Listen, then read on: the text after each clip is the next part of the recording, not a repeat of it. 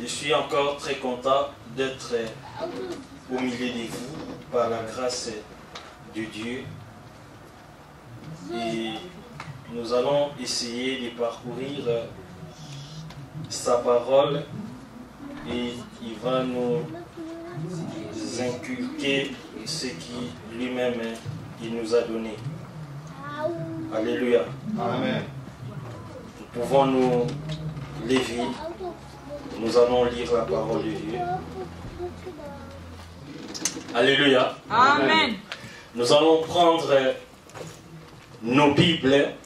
Nous allons dans l'Ancien Testament, juste dans le livre d'Exode. Et nous allons lire, nous allons faire une très longue lecture, mais en deux parties. Nous allons lire premièrement le chapitre 25 et après nous allons lire le chapitre 31, une partie. Je vais lire au nom de Jésus-Christ. Exode chapitre 25. La Bible dit ceci. L'Éternel parla à Moïse et dit: parle aux enfants d'Israël qu'ils m'apportent une offrande. Vous la recevrez pour moi de tout homme qui la fera de bon cœur. J'ai dit de bon cœur. Voici ce que vous recevrez d'eux en offrande: de l'or, de l'argent et de l'airain, des étoffes teintes en bleu, en pourpre, en cramoisi, du fin lin et du poil de chèvre, des peaux de bélier teintes en rouge et des peaux de dauphin, du bois d'acacia, de l'huile pour les chandeliers, des aromates pour l'huile d'onction et pour les parfums odoriférants, des pierres d'onyx et d'autres pierres pour la garniture de l'éphod et du pectoral. Ils me feront un sanctuaire et j'habiterai au milieu d'eux. Vous ferez les tabernacles et tous ces ustensiles d'après les modèles que je vais te montrer. Alléluia. Amen. Nous passons maintenant au chapitre 31. Alléluia. Amen. La parole de Dieu dit ceci. L'Éternel parla à Moïse et dit: sache que j'ai choisi Betsalel, fils d'Uri, fils de Hur, de la tribu de Juda. Je l'ai rempli de l'esprit de Dieu et de sagesse, d'intelligence et de savoir pour toutes sortes d'ouvrages. Je l'ai rendu capable de faire des inventions, de travailler l'or, l'argent et les reins, de graver les pierres à enchâsser, de sorte que de travailler les bois et d'exécuter toutes sortes d'ouvrages. Et voici, je lui ai donné pour aide Oholiab, fils d'Aïsamak, de la tribu de Dan. J'ai mis de l'intelligence dans l'esprit de tous ceux qui sont habiles pour qu'ils fassent tout ce que j'étais ordonné. La tente d'assignation, l'arche du témoignage, le propiatoire qui sera dessus et tous les ustensiles de la tente, la table et ses ustensiles, les chandeliers d'or pur et tous ses ustensiles, l'autel des parfums, l'autel des holocaustes et tous ses ustensiles, la cuve avec sa base, les vêtements d'office, des vêtements sacrés pour les sacrificateurs Aaron, les vêtements de ses fils pour les fonctions du sacerdoce, l'huile d'onction et les parfums odoriférants pour les sanctuaires. Ils se conformeront à tous les ordres que j'ai donnés. Alléluia. Amen. Nous pouvons nous asseoir.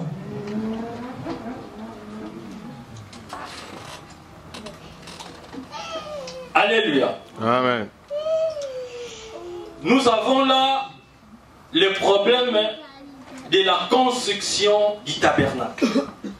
Alléluia. Amen. Le tabernacle, c'est quoi en fait? Le tabernacle,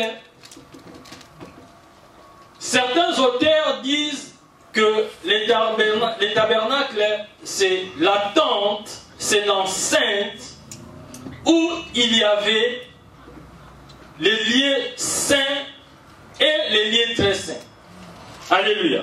Amen. Tandis que d'autres disent que les tabernacles, c'est là où il y avait les parvis, les lieux saints, les lieux très saints.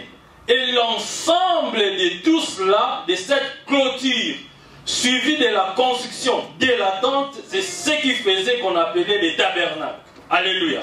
Amen. Et les tabernacles, c'était le lieu où Dieu devait demeurer dans sa présence. Alléluia. Amen. Amen. Dieu a dit à Moïse qu'on puisse faire l'endroit où il va demeurer, et cet endroit faisant demeure de Dieu, c'est-à-dire les enfants d'Israël, lors de leur parcours, de leur voyage vers les pays des Canaan, devaient mettre ces tabernacles au milieu de tribus. Alléluia. Amen. Alléluia. Amen. Suivez-moi très bien, donnez-moi votre attention. Amen. Après, nous irons à la maison. Amen. Alléluia. Donnez-moi quelques minutes. C'est-à-dire, Dieu voulait quoi? Dieu voulait rester au milieu de son peuple. Dieu voulait marcher avec son peuple, lui étant au milieu. Il devait faire asseoir sa présence au milieu des tribus d'Israël. Alors, il a dit à Moïse de pouvoir lui construire les tabernacles. Et après, comme nous venons de lire, il a dit à Moïse, c'est pas toi qui vas construire, qui va faire tous les travaux. Il va dire, j'ai choisi au milieu de la tribu de Juda celui à qui j'ai rempli de mon esprit, à qui j'ai donné de l'intelligence, à qui j'ai donné l'habileté, et à lui aussi j'ajoute une autre personne, Oholiab, qui est là de la tribu de Dan. Alléluia. À qui j'ai mis aussi mon esprit, à qui j'ai donné l'habileté de travailler et de faire les mêmes travaux et les travaux des ustensiles qui seront contenus dans les tabernacles. Je voudrais revenir un peu en arrière pour faire comprendre une chose. Les tribus d'Israël, il y avait, comme nous disons, 12 tribus d'Israël. 12 tribus d'Israël. Pour votre rafraîchissement, je vais revenir. Nous allons essayer de décortiquer quelles sont ces tribus. Nous avons cette tribu-là viennent de quelqu'un, d'une personne qu'on appelait Jacob. Et Jacob plus tard portera le nom d'Israël. Jacob aura des enfants. Et ces enfants, ce sont leurs noms qui vont constituer plus tard, leurs descendants qui vont former ce qu'on appelle les 12 tribus d'Israël. Mais alors, je voudrais faire une remarque en disant que ce ne sont pas seulement les enfants de Jacob qui ont constitué les 12 tribus de Juda, même ses petits-fils. Jacob avait une femme. Alléluia. Amen. Qui s'appelait Rachel. Il avait encore une autre femme qui s'appelait Léa. Pour rafraîchissement, Jacob voulait aimer beaucoup Rachel. Mais comme il fallait se marier, on lui a donné Léa. Alléluia. Amen. Et à Léa, on a ajouté une servante. Que nous, en Lingala, nous disons Mwana Moussala. Or, Mwana Moussala, Orobi Manaeti. Alléluia. Amen. Mwana Moussala, Orobi Manaeti. C'est-à-dire, Jacob, normalement, n'avait pas le droit de coucher avec la servante de sa qu'on a donnée à sa femme. Et puis, à Rachel aussi, on avait donné une servante. Et Jacob n'avait pas le droit légal de coucher avec cette servante. Quand on a une servante à la maison, cette servante vient pour faire les travaux. Alléluia. Amen. Pour aider la femme. Mais pas pour sortir avec cette servante. Mais Jacob a fait des enfants avec les servantes. Alléluia. Amen. Mais Dieu est bon. Dieu est bon parce que dans la descendance des enfants qui sont nés du ventre de Léa et des enfants qui sont nés du ventre de Rachel, tous ces enfants ont constitué les 12 tribus de Juda. Alors, lorsque Moïse est allé se présenter devant Dieu, il a, au pied de la montagne, il a érigé une stèle de pierre où il a écrit les 12 noms des tribus de Juda. C'est-à-dire, quand nous venons dans le Seigneur, nous ne devons pas venir seuls. Alléluia. Amen. Quand nous venons au Seigneur, la Bible dit, venez à moi. Christ qui a dit, venez à moi. Et quand vous venez à moi, votre famille, alléluia, Amen. tu seras sauvé, toi et ta famille. C'est-à-dire, Moïse, déjà, il vient devant Dieu, il présente les 12 tribus de Juda, les noms des 12 tribus. Mais parmi les 12 là, il y avait des enfants qui sont nés des concubines de Jacob. Alléluia. Amen. Les enfants qui n'étaient pas nés du mariage légal.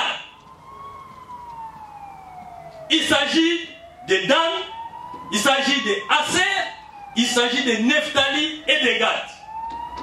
C'est-à-dire, la tribu de Gad, c'est une tribu qui vient, c'est une lignée qui vient de la naissance de la servante qui était venue aider la femme de Jacob. Nephtali, Aser, Gad et Dan ne venaient pas du mariage légitime. Mais Dieu est bon. Même dans ces tribus-là, il a choisi les gens qui devaient faire les travaux de la construction du tabernacle. Amen. Amen. Or, nous savons que le tabernacle, c'est l'endroit où devait habiter Dieu. La présence de Dieu. Le tabernacle, plus tard, c'est ce que nous dirons aujourd'hui, c'est le portrait détaillé de Jésus-Christ. Alléluia. Amen. Le tabernacle, en fait, c'est le portrait détaillé. Donc Jésus-Christ, d'une manière détaillée, c'est ce qui représente le tabernacle dans la vie des tribus de Juda, pardon, dans la vie des tribus d'Israël pendant leur marche vers Canaan. Alors, le tabernacle devait être construit par Bessalel, qui était de la tribu de Juda, plus Oholiab, qui était non, pas de la tribu de Juda, mais qui venait de la lignée, une lignée qui vient d'une lignée où la maman n'était pas censée normalement être, les enfants ne devaient pas censés être dans cette lignée parce qu'ils viennent de la femme illégitime de Jacob. Mais Dieu dans sa souveraineté, Dieu dans sa façon de faire les choses, il a choisi la lignée d'Israël pour faire asseoir son nom. Peu importe ces enfants qui sont venus de la lignée non légale, mais il les a tous acceptés. C'est ce que la Bible dit, quand on vient dans le Seigneur, Dieu ne fait exception de personne.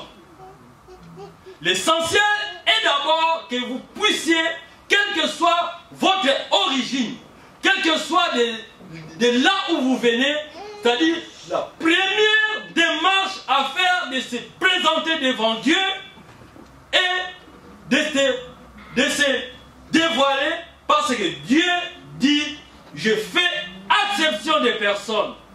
Dieu est miséricordieux, il fait miséricorde à celui qu'il veut. Ça ne dépend pas de moi, ça ne dépend pas de toi, ça ne dépend que de lui.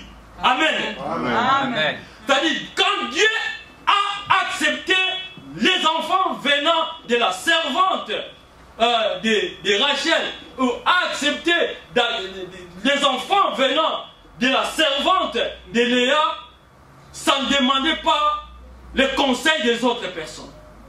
Ça ne demandait pas que quelqu'un vienne lui dire que non, pourquoi tu as choisi Dan, afin que dans la lignée de Dan puisse avoir quelqu'un qui puisse faire les tabernacles.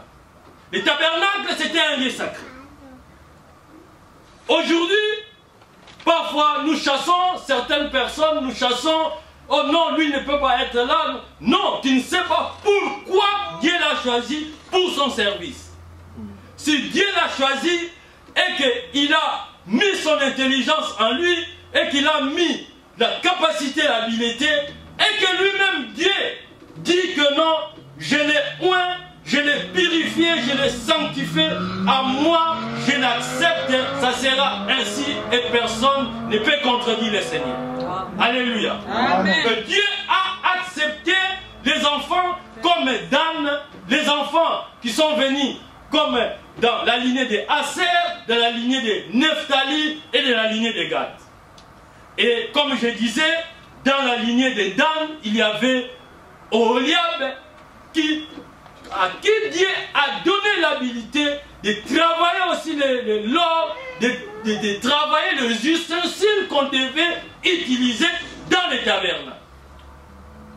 Maintenant, les tabernacles devaient se placer au milieu des enfants d'Israël lors de leur marche. Et pendant qu'ils marchaient, les tabernacles pouvaient être montés et démontés et être érigés encore, selon l'endroit où ils se campaient. Ils quittent Anvers pour Bruxelles, c'est-à-dire ils doivent démonter et arriver à Bruxelles, ils doivent encore monter, ériger les tabernacles. Donc c'était quelque chose qui mouvait, qu'on pouvait déplacer et remonter. Alors, en lisant ma Bible, en entrant en profondeur, j'ai remarqué une chose. J'ai remarqué que les tabernacles qui devaient se trouver au milieu des enfants d'Israël, la localisation des tribus, c'est fait de la forme suivante. Au nord, il y avait la tribu de Juda, il y avait la tribu de Nephtali, il y avait la tribu de Dan et il y avait la tribu de Benjamin. Ok? Amen. Je réponds. Au nord, il y avait la tribu de Juda, il y avait la tribu de Nephtali, il y avait la tribu de Dan et il y avait la tribu de Benjamin. Vous savez, comme je disais, c'est une tente, c'est une maison, c'est une parcelle qu'on a fabriquée. Et la parcelle, c'est en forme de rectangle. C'est-à-dire nous avons la longueur, de l'autre côté aussi, nous avons la base, la longueur, la largeur plus la porte. Le tabernacle avait une porte, et la porte devait se diriger vers l'Orient, vers le soleil levant. Nous disons que notre Seigneur Jésus-Christ, il est le soleil levant. Le tabernacle, la porte devait se diriger à tout moment qu'il s'est déplacé. Quand ils arrivent quelque part, ils devaient faire en sorte que la porte du tabernacle soit dirigée vers le soleil levant. Toi, comme tu es là, moi comme je suis là. Le tabernacle qui doit être au milieu de moi, c'est Jésus-Christ. Alléluia. Amen. Le tabernacle qui doit être dans toi, c'est Jésus-Christ. Amen. Et la direction de la porte où doit regarder ton tabernacle, c'est le soleil levant. Amen. Alléluia. Amen. Donc nous devons regarder Christ qui est le soleil levant, qui soit aussi au fond de notre cœur. Alléluia. Alors, au nord, je disais, il y avait Juda, Nephtali, Dan et puis Benjamin. Tandis que au sud, il y avait Zaboulon, Ruben, Siméon, Gad et puis Ephraïm. Mais si vous regardez maintenant très bien, dans ces côtés où devait être mis l'arche de l'Éternel, c'est-à-dire à leur base, toute cette largeur, c'était les tribus qui étaient issues du ventre de Rachel.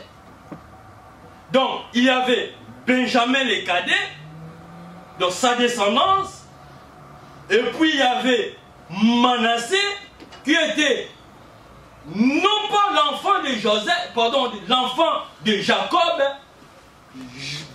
Manassé était le petit-fils de Jacob, le petit-fils d'Israël. Et puis il y avait maintenant Ephraïm, qui était aussi le petit-fils de Jacob. Donc Manassé et Ephraïm sont les enfants de Joseph, les grands frères de Benjamin. Alléluia. Amen. Et ils sont tous nés de la lignée de Rachel. Mais avec papa et grand-père Jacob. Ils sont alignés vers là où se trouvait, à la base où se trouvait l'arche de l'Éternel. Et à la porte maintenant se trouvait la tribu d'Issachar. Donc, vous avez Juda, Issachar, Zaboulon, Ruben, Siméon, Gad, Ephraïm, Manassé et Benjamin. C'est dans leur descendance là qui formaient maintenant les 12 tribus d'Israël. Mais alors, il y a une tribu qui manque. C'est la tribu des Lévites. La tribu des Lévites, c'est ce que nous appelons les Lévites, qui étaient censés servir. Alléluia. Amen. Qui était la tribu des sacerdotes. Alléluia. C'est comme ça que vous comprenez même dans la répartition des terres en Israël, à Canaan, on parle des 8 tribus de Manassé on parle des début tribus d'Éphraïm, mais on ne parle jamais des tribus de Lévi. Parce qu'ils n'ont jamais eu la terre. Alléluia. Ça, on met entre parenthèses. Nous allons développer ça un autre jour. Alléluia. Amen. Donc, il y a des tribus dans la répartition des terres. Ils ont eu des terres, mais il y a des tribus qui n'ont pas eu des terres. Donc, les 12 tribus de Juda ne sont pas nécessairement les enfants de Jacob. Les 12 tribus de Juda, on parle des 12 tribus de Juda, ce sont et les enfants nés légalement et les enfants qui sont nés illégalement, ainsi que les petits-fils. Alléluia. Amen. Et ensemble, on forme les tribus d'Israël. Alors, dans cette tribu-là, Dieu, comme je disais, il est tellement souverain, il va choisir non pas seulement dans la tribu de Juda, mais il va choisir aussi dans la tribu de Dan. Les gens qui vont construire les tabernes. Dans le chapitre que nous venons de lire, le chapitre 25, Dieu dit ceci à Moïse. J'ai dit aux enfants d'Israël de m'apporter quoi? De m'apporter premièrement de l'or. De l'or. Or, l'or, pour avoir de l'or, il faut des sacrifices. Alléluia. Amen. Pour avoir de l'or, il faut des sacrifices. Donc, il faut creuser. Il faut aller dans l'eau. Il faut tamiser. C'est-à-dire, pour un homme, pour avoir de l'or, il faut la sueur. Alléluia. Amen. Donc, à l'église, on apporte quelque chose dont vous avez souffert. Alléluia. Amen. On apporte quelque chose qui demande que votre sueur ait tombé. Deuxièmement, apporte de l'argent. Troisièmement, il dit que les enfants d'Israël puissent m'apporter du fin lin. Lin. Or, les lins qui devaient être fignolés, ça devait être fait non pas par les hommes. Dans d'autres versions, comme j'ai des Bibles ici, dans l'autre version, c'est bien mentionné, c'est les fins lins venus des travaux des femmes. Alléluia. Amen. Pour dire que non, les femmes apportent les lins, les fins lins, travaux de leurs mains à l'église pour la construction du tabernacle. C'est pas moi qui dis, mais c'est le Seigneur qui dit. L'or, l'argent, les fins lins. Il continue en disant, dans d'autres versions, il dit la cuir dure. Mais dans la Bible que j'ai ici, la Bible sainte, c'est bien mentionné, que le cuir des peaux de dauphin.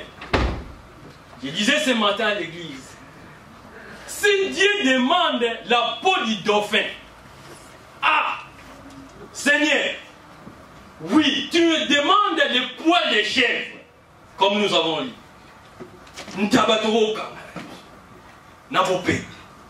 Alléluia. Amen. Tu nous demandes la peau de bélier. Oui. Il est robuste, mais nous pouvons. Mais il demande encore la peau des dauphins. Regardez la vitesse que le dauphin a dans l'eau. Même s'il est dans un grand aquarium. La vitesse des dauphins. Mais Dieu dit qu'on doit lui apporter pour la construction, pour les ustensiles, qu'on puisse lui apporter la cuir du dauphin. Ah, on ne s'en pas ma tête. Amen. Au Seigneur, mais dauphin. Donc les hommes devaient attraper les dauphins pour extraire leur peau et en faire la cuir qui devait aussi être utilisée dans la construction, dans les constructions des ustensiles. Non pas seulement ça, mais il demande encore des aromates pour les parfums et de l'huile pour les chandeliers. Comme je venais de dire, le tabernacle était en forme rectangulaire et la porte le tabernacle avait une porte dirigée vers le soleil levant et juste à l'entrée, c'est cet espace-là qu'on appelle les parvis. Alléluia. Amen. Tout le monde, les enfants d'Israël pouvaient entrer dans ce tabernacle. Pouvaient faire les tours et entrer dans les parvis. Vous savez, ils sont tout autour de la tente. Ils sont tout autour de la tente. Mais la tente, il y avait une clôture en fil. Alors quand ils venaient maintenant à la porte, ils pouvaient entrer et se mettre seulement dans les parvis. Après les parvis, il y avait encore une autre petite porte pour l'entrée vers les lieux saints. Alléluia. Amen. Et entre les lieux saints et les lieux très saints, il y avait quoi? Il y avait les rideaux. Personne ne pouvait entrer, si ce n'est que les sacrificateurs. Alléluia. Amen. C'est-à-dire à l'époque où les enfants d'Israël devaient faire leur voyage vers Canaan, personne n'entrait dans les lieux très saints. Sauf ceux qui étaient dans l'habilité de faire les services. Et avant même d'entrer là-bas, donc, je disais, passer les parvis, il y avait ce qu'on appelait l'autel des sacrifices. Là, on devait faire d'abord les sacrifices. Et puis, il y avait devant, il y avait une cuve où on appelle les bassins en bronze. En fait, quand vous entendez parler des bassins de bronze ou les bassins des reins, en fait, les bronzes et les reins, c'est la même chose. Alléluia. Amen. Parce que beaucoup se demandent, mais les reins, le bronze. Bronze et reins, c'est la même chose. Quand vous entendez parler des bronzes ou des reins, c'est la même chose. Donc, Dieu a dit à Moïse, vous allez me fabriquer les bassins des reins. Et dans ces bassins-là, c'est ces bassins-là que Aaron et que ses fils, avant d'entrer pour faire les services, devaient se laver les pieds et se laver les mains et ils entraient. Alléluia. Amen. Et à gauche maintenant, à gauche, il y avait les chandeliers. Il y avait les chandeliers qui brillaient. Où on mettait de l'huile. De l'huile. Dieu demande de l'huile pour les chandeliers. C'est-à-dire, c'est un travail colossal. Ce n'est pas un travail d'une personne. C'est le travail de toute une communauté. Ce n'est pas le travail d'une communauté.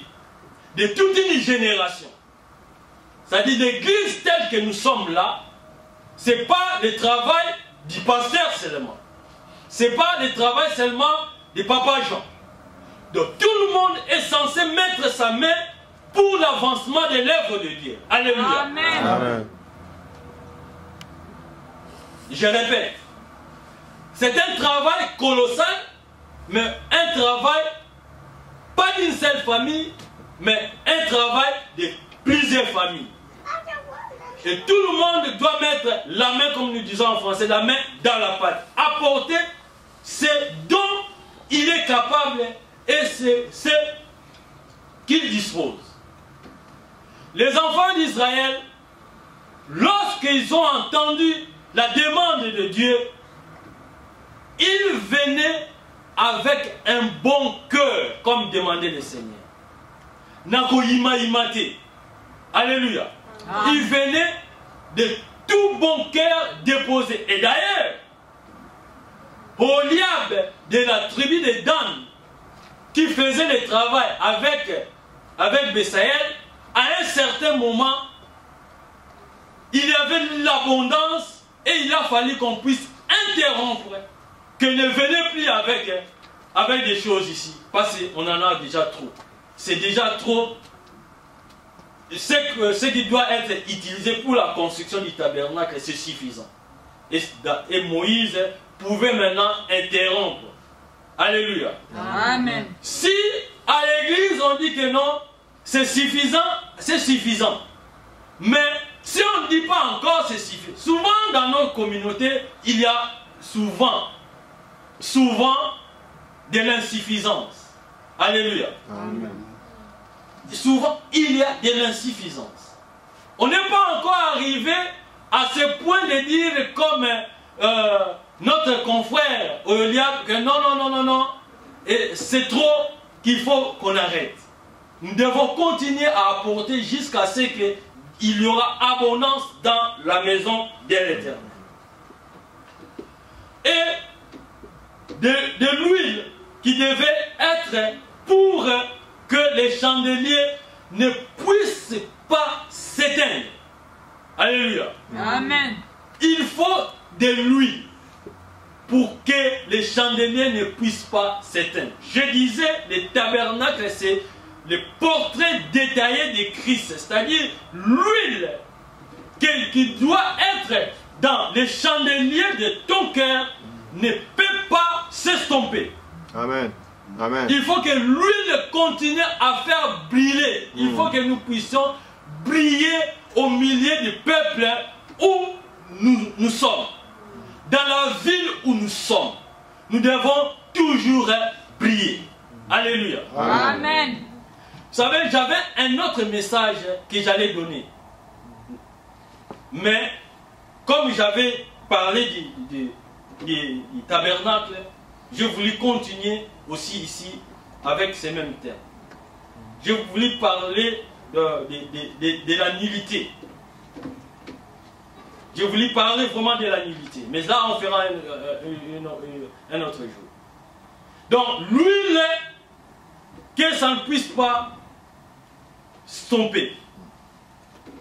Et à droite, il y avait ce qu'on appelait la table des pains de proposition. Alléluia. Amen. La table des pains de proposition. Et j'ai dit, avant l'entrée des lieux saints, il y avait la cuve pour se laver. Quand nous venons auprès de Dieu, il nous accepte avec notre saleté, avec notre dureté du cœur, avec tout ce que nous faisons comme erreur dans la vie, avec ce que nous faisons comme péché dans la vie. Nous devons nous purifier. Alléluia. Amen. La Bible dit, je veux que ceux qui élèvent les mains puissent élever les mains avec le cœur pur. Alléluia. Amen. Que nous puissions lever les mains avec un cœur pur. Quand nous venons dans la maison de Dieu, ou même que nous soyons chez nous, ou même que nous faisons autre chose, quand nous voyons que on est un peu à l'écart du Seigneur, nous devons nous questionner. Est-ce que je suis toujours dans la voie que le Seigneur veut que je sois? Alléluia. Amen. Parfois nous faisons des choses. Comme je disais ce matin à l'église, moi je me questionne très très souvent. Je fais souvent je me pose souvent ces questions. Est-ce que Seigneur, je suis toujours dans ta voie? Est-ce que Seigneur, ce que j'ai fait, c'est bien pour toi ou c'est pas bien? Mais si le Saint-Esprit me convient que c'est pas bien, puisqu'il y a des choses que tu es en train de faire, consciemment tu sais que c'est un péché. Alléluia. Amen. Il y a des choses que tu te regardes et dis, ah Seigneur, ça vraiment c'est un lien. Il faut que tu me délivres. Moi seul, je ne peux pas. Il faut que toi, tu interviennes.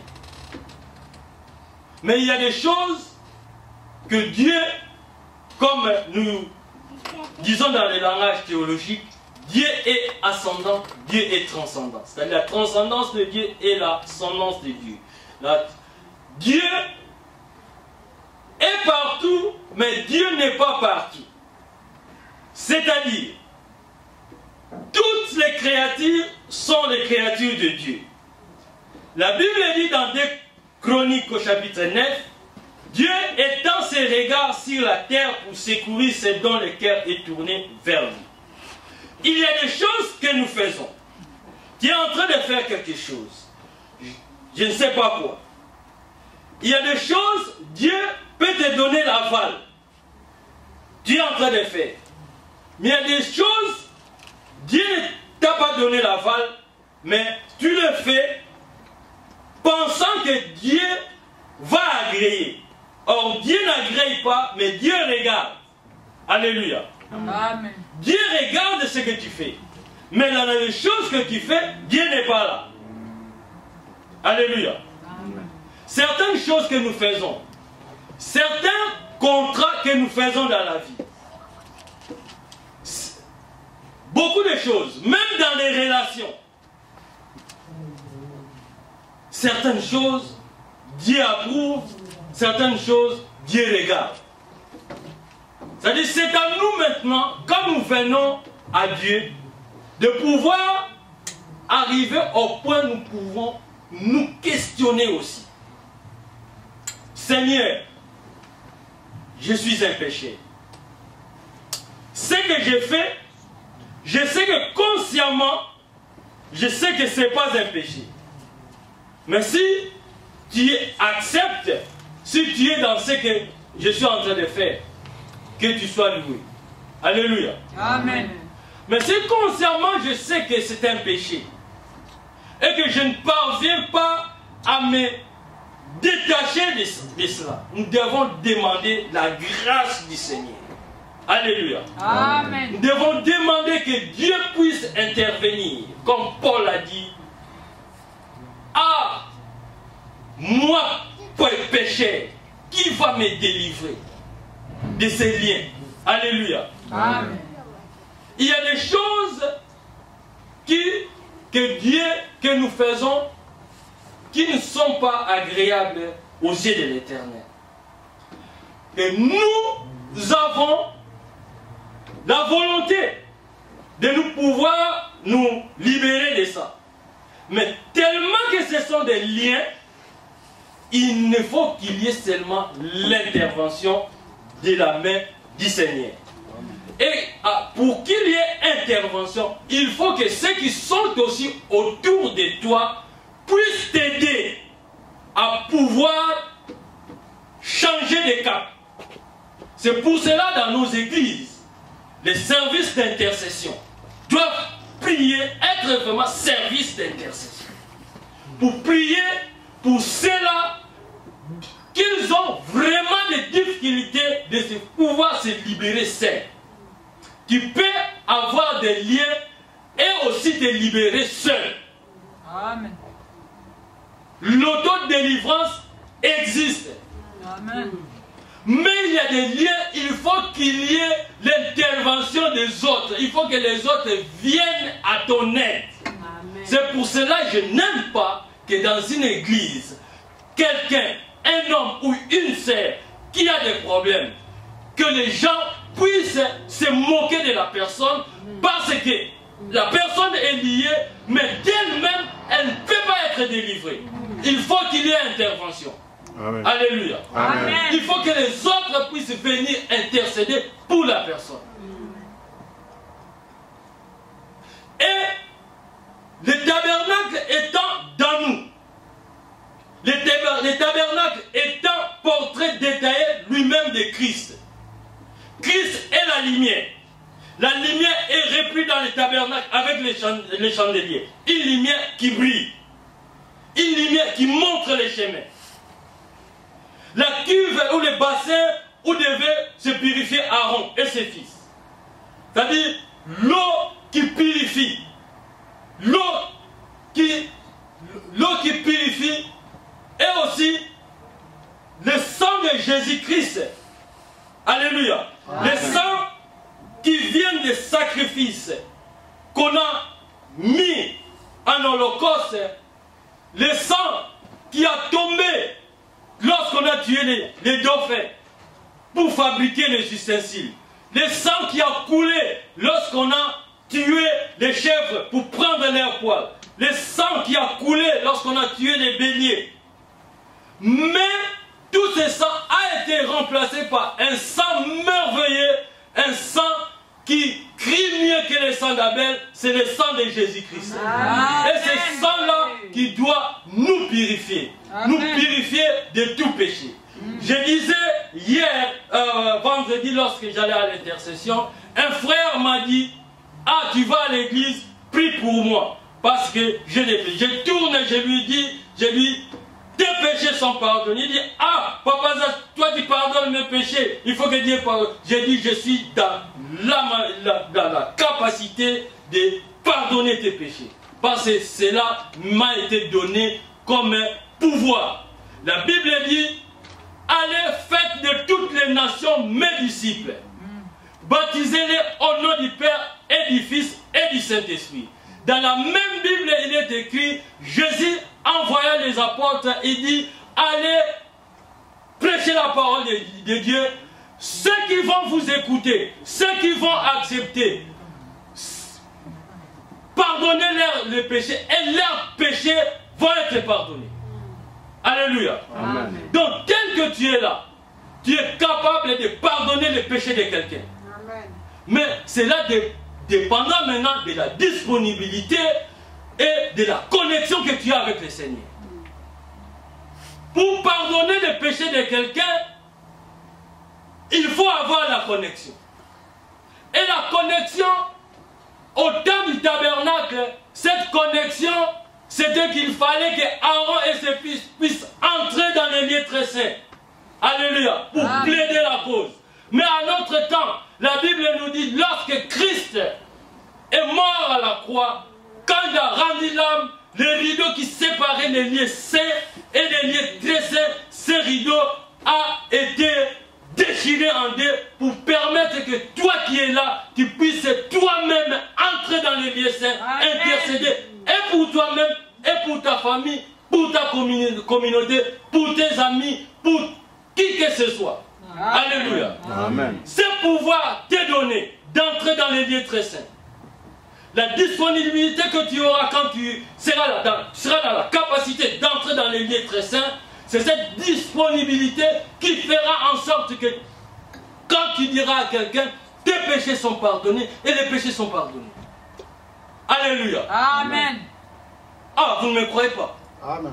C'est pas moi qui dis.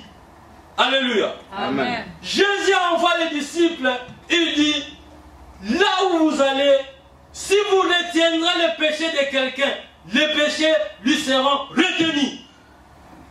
Mais quand vous les pardonnez, il sera pardonné. Mais il faut la connexion. Alléluia. Amen. La Bible dit dans Apocalypse, juste au début, Apocalypse 1.5 ou 5.1, vous pouvez vérifier, la Bible dit ceci, il a fait de nous un royaume et des sacrificateurs. Alléluia. Amen. Il a fait de toi un royaume et il a fait de toi un sacrificateur. Si Christ, en répandant son sang, il a fait de toi un sacrificateur, donc tu es dans la capacité, tu es dans l'habilité de venir, toi et ta famille, les faire entrer dans les parvis, qu'ils soient acceptés et ils puissent entrer dans les lieux saints, puissent te purifier et aller aussi dans les lieux très saints. Alléluia. Amen. Ça ne dépend seulement de ta disponibilité. Quelle est la disponibilité que tu as? Les enfants d'Aaron sont même arrivés au point où ils péchaient. Alléluia. Amen. Mais tout en allant dans les lieux très saints. C'est ce qui était abominable aux yeux de Dieu. Et souvent aussi, nous, de la génération des chrétiens, disons, nous avons Christ, il y a le moment, Dieu est en nous, donc Christ est en nous, nous faisons son travail, nous sommes purs, mais à un certain moment, il y a des tâches, des péchés qui arrivent dans nos vies. Petit à petit, à cause des distractions, alléluia, à cause des distractions, les péchés entrent. Et parfois, on se rend compte, parfois, on ne s'en rend pas compte. Alléluia. Amen. Mais, Dieu nous donne encore, par sa grâce, il nous donne encore cette faveur en disant, si nous invoquons le sang du Christ qui a coulé à la croix pour nous purifier de tout péché, il est capable de purifier. Frères et sœurs, nous sommes venus en sa présence. La Bible dit dans le livre d'Hébreux, celui qui s'approche de Dieu doit croire qu'il existe et qu'il est le rémunérateur de ceux qui les cherchent. Nous sommes venus en sa présence.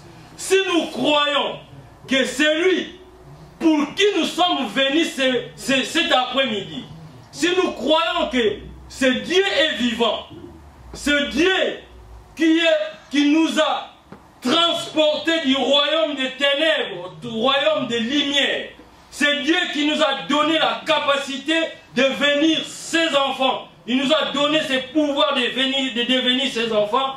Il nous a dotés de cette capacité de passer vers les lieux saints et que Jésus-Christ soit notre ami. Alors, là, nous sommes dans un lieu, là où nous sommes là présents, nous sommes capables de dire que non, Seigneur, je suis sans péché parce que tu m'as pardonné. Je veux que cet après-midi, tel que tu es là, ton péché soit pardonné. Alléluia. Amen. Moi, je dis que ton péché soit pardonné. Et que tu sois accepté devant le Seigneur. Et que maintenant, nous puissions faire la marche avec les tabernacles. C'est-à-dire les tabernacles, on décomposait et on recomposait, on reconstruisait. C'est-à-dire dans la marche est très longue. La marche est très longue. Vous vous souvenez que non, lorsque les enfants d'Israël étaient arrivés à Horeb, ils ont passé, excusez-moi, je regarde l'heure.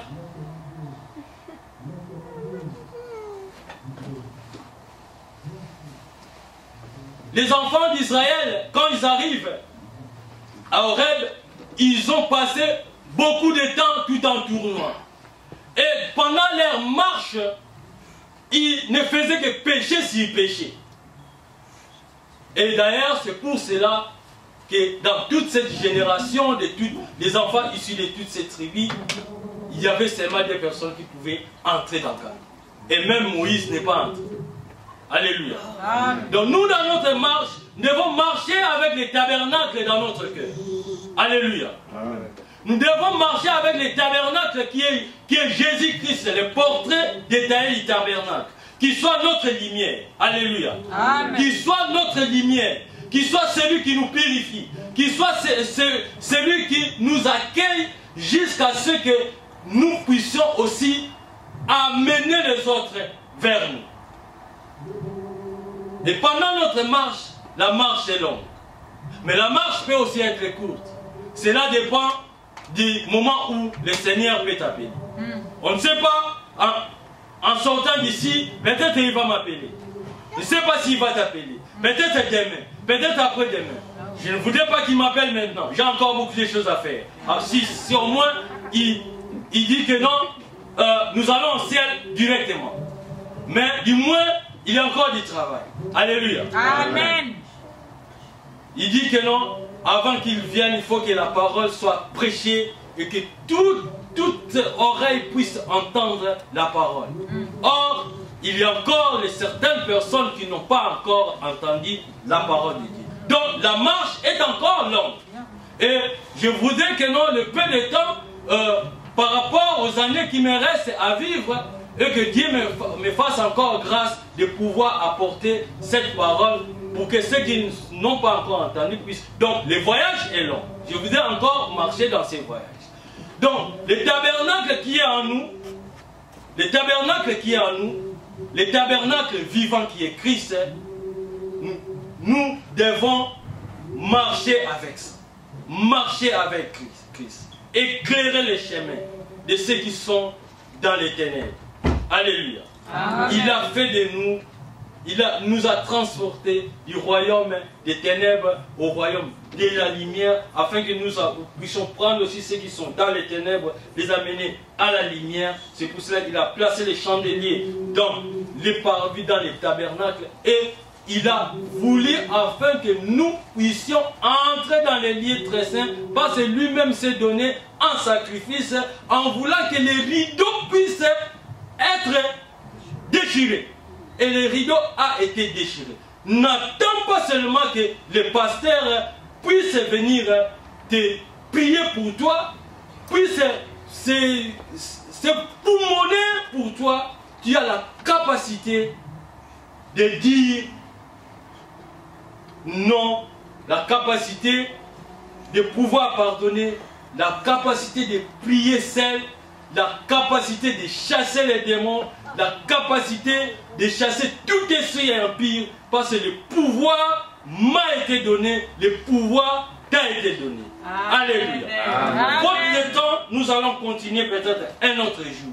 Mais en conclusion, je dirais ceci: le tabernacle, c'est l'enceinte qui faisait et les parvis, et les lieux saints, et les lieux très saints. Mais ce tabernacle, c'était lors de la marche des enfants d'Israël. Mais maintenant, là, le tabernacle, c'est les portes détaillées de Jésus-Christ qui doit être au fond de ton cœur et que tu dois marcher avec ces tabernacles. Que le Seigneur soit loué et que le tabernacle puisse diriger ta vie. Au nom de Jésus-Christ, lèvons-nous.